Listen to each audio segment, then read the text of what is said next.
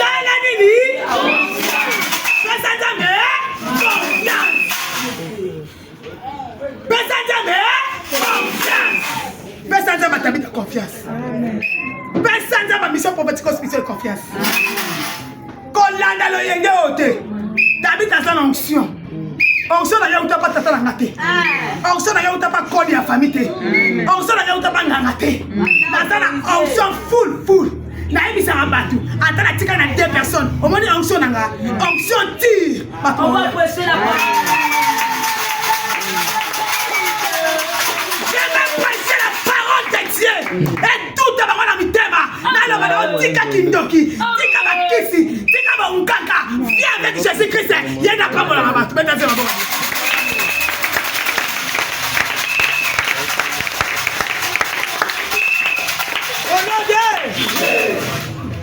Ekota.